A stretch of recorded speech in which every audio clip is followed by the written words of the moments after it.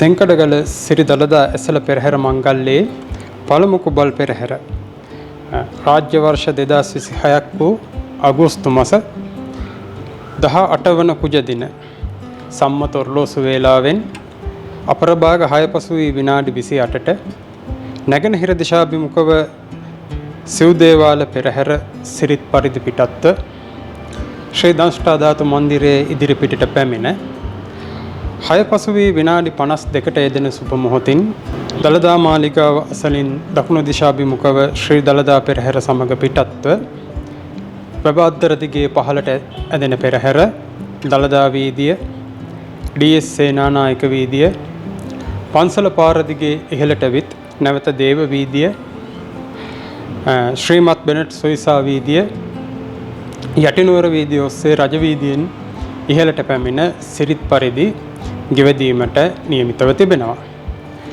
සෙන්කඩගල ඇසළ පෙරහැර මංගල්‍යයේ පළවෙනි පෙරහැර එහෙම නැත්නම් බොහෝ දෙනා විශ්වාස කරන පරිදි කුඩා දරුවන්ගේ වස්දොස් දුරවන්නට පෙරහැර බලන්න පෙරමග බලා සිටින මොහොතක්. මේ කුබල් පෙරහැර කියන එක විශේෂයෙන් නොඑක් අර්ථකථනයන් නිර්වචනයන් සමාජ විද්‍යාත්මකව සහ ප්‍රාග් ඓතිහාසික කරුණුත් එක් කරගෙන නොඑක් ඉතිහාස ගවේෂකයන් විසින් අර්ථ ගන්වලා තිබෙනවා. අපි නොඑක් මාධ්‍ය ඔස්සේ දකිනවා මේ වෙන විට කුබල් පෙරහැර යන්නට නොඑක් අර්ථයන් සපයනවා. නමුත් කුබල් පෙරහැර විශේෂයෙන්ම මේ මහනුවර නැත්නම් මේ සෙන්කඩගල රාජධානියේ පවත්වන පෙරහැරෙදී කුබල් පෙරහැර කිව්වහම අපේ මතකයට කෙලින්ම කුබල් කර්මාන්තය එහෙම නැත්නම් මේ මැටි ආශ්‍රිතව කරන කර්මාන්තකරුවන් නිසා මේ කුබල් පෙරහැර කියන නාමය යෙදුණා. නොයසේනම් කුබල් කඩක් රැගත් පුද්ගලයෙක් මේ පෙරහැර ඉදිරියෙන් අතීතයේ ගමන් කළ නිසා මේ කුබල් පෙරහැර යනුවෙන් හැඳින්වූ ආදී වශයෙන් විවරණයන් ඉදිරිපත් කරනු ලබනවා. නමුත් එකී විවරණයන් මහනුවර සිරි දළදා ඇසළ පෙරහැර හා සම්බන්ධව ගෙනෙද්දී කාලෝචිත වන්නේ නැහැ. මොකද අපි දන්නවා පෙරහැරදී කලින් කලට නොඑක ආකාරයේ ව්‍යාපාරිකයන් මේ පෙරහැර සමග පෙරහැර සමයේ Tamanගේ වෙළෙහෙළදාම් කටයුතු කර ගැනීමට මේ ජනතාවගේ අවසන වීදිවලට පැමිණෙනවා. අදින් වසර 50කට 60කට එහා අතීතයේ අද වගේ විසිතුරු භාණ්ඩ විදියට ප්ලාස්ටික් බඩු එහෙම නැත්නම් ඔය සෙල්ලම් ප්ලාස්ටික් භාණ්ඩ බැලුම් බෝල ආදී නෙමෙයි වෙළෙහෙළදාම් කරේ. නිවාසවලට අවශ්‍ය කරන ගෘහ උපකරණ ආදී තමයි අරගෙන ඇවිල්ලා වෙළෙදාම් කරේ. එහිදී විශේෂයෙන්ම යොදාගත්තේ වේවැල් ආශ්‍රයෙන් නිෂ්පාදනය කළ භාණ්ඩ සහ මේ මැටි ආශ්‍රයෙන් නිෂ්පාදනය කරන ලද භාණ්ඩ. එතකොට යුද ගැටුම් ඇවිලෙන්නට පෙර සමයේ මේ වෙළඳ ප්‍රජාවට මහනුවර නගරයේ පෙරහැර පිටත් වෙන වීදිවල පෙරහැර පිටත් වෙන තුරුම වෙළෙහෙළදාම් කටයුතු කරන්නට අවස්ථාව ලැබුණා. එහෙම කාලයක මේ පෙරහැර ඉදිරියෙන් ඔවුන් පෙරහැර එන බව සංඥා කරමින් ගමන් කරා. Tamanගේ ව්‍යාපාර කටයුතු කරන ගමන්. නමුත් ඒ අවස්ථාව ප්‍රයෝගී කරගෙන කුබල් කඩක් රැගත් කුබලෙක් මේ වීදියේ ඉදිරියෙන් පෙරහැර ඉදිරියෙන් ගමන් කිරීම කුබල් පෙරහැරයයි නිර්වචනය කිරීම සුදුසු වන්නේ නැහැ. මේ කුබල් කඩක් කරගත් කුබලෙක් පෙරහැර ඉදිරියෙන් ගමන් කිරීම පසුගියදා නිමා වෙච්ච අපි මේ කතා කරන සබරගමු මහසමන් දේවාලයේ ඇසළ පෙරහැර මංගල්‍යයේදී දැක ගැනීමට හැකියාව ලැබෙනවා. නමුත් සෙන්කඩගල නුවර ඇසළ පෙරහැර මංගල්‍යයේ පළමු පෙරහැර පහ කුබල් පෙරහැර විදියට හඳුන්වනවා. විශේෂ හේතුව තමයි දැන් මම ඉහතින් මේ පෙරහැර පිටත් වෙන්න සූදානම් අවස්ථාවේදී මතක් කරා මේ පෙරහැර ගමන් ගන්නා වීදි. අද පෙරහැර ගමන් ගන්නා වීදිය සැකසීලා තියෙන්නේ දළදා මාලිගා චතුරස්‍රය වටා මේ පෙරහැර ගමන් කරන ආකාරයෙන්. විශේෂයෙන්ම අද්දරෙන් පහළට එන පෙරහැර ඩී.එස්. සේනානායක වීදිය කියන්නේ දළදා මාලිගාවට ප්‍රවේශ වීමට ඇති ප්‍රධාන වීදිය. එතනින් පන්සල පාර කියන්නේ දළදා මාලිගාව අසලින් නැති ඇති මාවත. දේව වීදිය කියන්නේ දළදා මාලිගාව ඉස්සරහින් පත්තිනි දේවාලය අසලින් වැටි ඇති මාර්ගය. එතනින් බෙනට් සොයිසා වීදිය කියන්නේ නැත්නම් විහාරයේ පවතින කොළඹ වීදිය. මේ ආකාරයට තමා ගමන් කරන්නේ.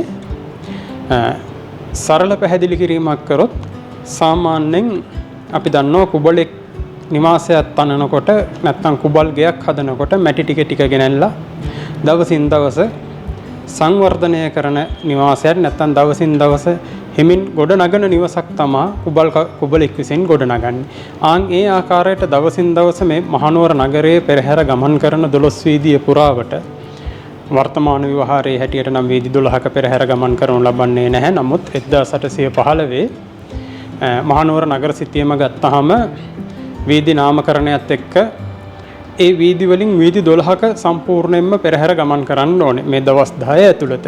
ඒ දවස් 10 ඇතුළත ගමන් කරන වීදි 12න් දළදා මාලිගාව වටා ඇති වීදි ආශ්‍රයෙන් තමා මේ පෙරහැර මුල් පෙරහැර එහෙම නැත්නම් කුබල් පෙරහැර ගොඩ නැගෙන්නේ.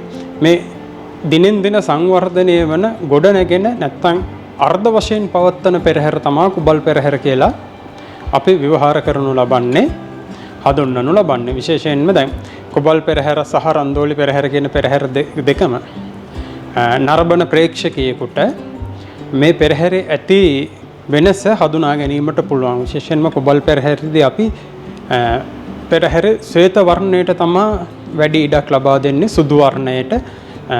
බොහෝ අවස්ථාවලදී අලියතුන්ගේ ඇඳුම් පවා සුදු පැහැති වස්ත්‍රාභරණයෙන් නිර්මාණය කරනු ලබනවා. එසේම පෙරහැරට සම්බන්ධ වන හේවිසි වාදන ශිල්පීන් ඇතුළු නර්තන ශිල්පීන් බොහෝ විට ඔවුන්ගේ නර්තන රංගාභරණ වලින් පළදින්නේ අඩක්. විශේෂයෙන් හේවිසි වාද්‍ය ශිල්පීන් පළදින්නේ තමන්ගේ හේවිසි වාදන ඇඳුම් කට්ලෙන් හරි අඩක් පමණයි මේ කුබල් පෙරහැරදී හේවිසි වාදනය කරන්න. ඒ වගේම තමයි පෙරහැරට සහභාගී වන දියවඩේ නිලමේතුමාත් අනෙක් දවස්වලට දළදා මාලිගාවේ පෙරහැර ගමන් කරන දියවඩේ නිලමේතුමා නියෝජනය කරමින් ගමන් කරන බස්නායක නිලමේවරුනොත් ශ්වේත වර්ණය තමා පෙරහැරේ ගමන් කිරීමේදී යොදා ගන්නු ලබන්නේ. ඒ වගේම තමා සතර දේවාලය වල කුබල් පෙරහැරේදී සතර දේවාලයේ බස්නායක නිලමේවරුන් පෙරහැරේ ගමන් කරන්නේ නැහැ. නර්තන කණ්ඩායම් බොහොම අඩුවෙන් යොදාගන්නේ. පෙරහැරේ ගමන් කරන අලියතුන් ආලෝකමත් කිරීමේදීත් පෙරමුණේ ගමන් ගන්නා අලියතුන් සහ පෙරහැර කරඩුවත් දේවාභරණත් වඩම්මන අලියතුන් පමණයි විදුලි බුබුළු වලින් ආලෝකමත් කිරීම සිදු කරනු ලබන්නේ. ඒ හැරුණකොට අනිත් සියලුම අංගයන් ඊටාම චාම් ආකාරයට තමා එහෙම නැත්නම් දිනෙන් දින සංවර්ධනය වන ආකාරයට තමා මේ කුබල් පෙරහැර දිනෙන් දින පෙළ ගැස්වීමක් සිදු කරනු ලබන්නේ. අන්න ඒ හින්දා තමා මේ පෙරහැර කුබල් පෙරහැර යනුවෙන් හඳුන්වන්නේ. මේ කුබල් පෙරහැර නැරඹීමෙන් කුඩා දරුවන්ගේ ඒ වගේම ගැබිනි මාතාවන්ගේ දොස් දුරු වෙනවා කියලා ජනතාව අතර විශ්වාසයක් තියෙනවා. ඒකට හේතු වෙන්නේ වසරකට වරක් හරියටම Taman වසරක් පුරාවට සිව් දේවාල වලට පැමිණිලා දෙවියන්ට පුද පූජා බාරහාර ඔප්පු කරපු මිනිසුන්ට සෙතක් වන්නට දෙවියන් විසින් සෙන්කඩගල 12 වීදියේ වැඩම කරවීම ආරම්භ කරනු ලබන්නේ මේ කුබල් පෙරහැරත් එක්ක. ඒ හින්දා තමයි පළවෙනි කුබල් පෙරහැර ශ්‍රී දළදා මාලිගාවේ සදහතුක කරඩුවත් සිව් දෙවියන්ගේ දේවාභරණත් පළමු වතාවට වසරකට පසුව මේ වීදි පුරා වැඩමවීම සිදු කරන හින්දා තමයි පළමු පෙරහැර බලන්න මේ පෙරහැර නැරඹීමෙන් දොස් දුරු වෙතයි අපේක්ෂාවෙන් බොහෝ පිරිසක් මේ වීදිවල රැඳී සිටින්නේ.